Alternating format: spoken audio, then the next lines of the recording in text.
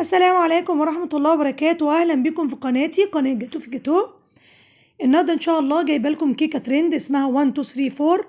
الاسم غريب بس الفكرة بسيطة جدا، يعني الاسم ده على مسمى.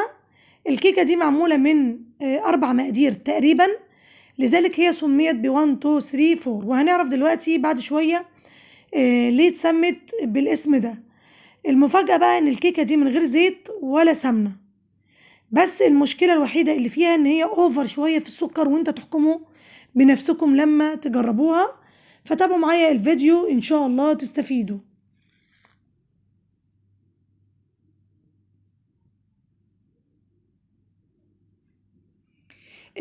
اول حاجة انا معايا 4 بيضات. الاسم دوت جه من 1 اللي هو كوب لبن، يعني هنستخدم كوب لبن.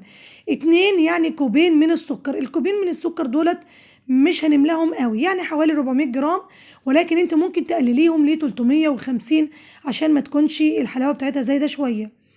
3 اكواب يعني او 3 يعني 3 اكواب من الدقيق، وبرضه هيكونوا ناقصين شوية يعني 380 جرام.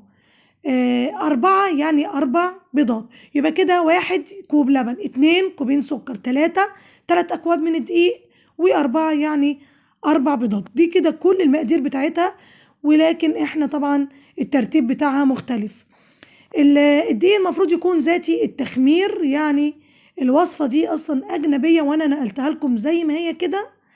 فالدقيق بيكون عليه 2 معلقة من البيكنج باودر، او ممكن تستخدمي كيس كامل من الكيك شيف. وهنضرب طبعا البيض الاول مع السكر لغايه ما يتجانس.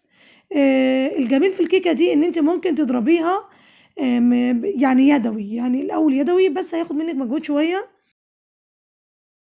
وبعدين هتنزلي باللبن بالتدريج، وفي الاخر خالص الدقيق. الدقيق دوت عليه زي ما اتفقنا 2 معلقة من البيكنج باودر او كيس كيك شيف، وعليه رشة ملح. مهم جدا الخطوات ديت.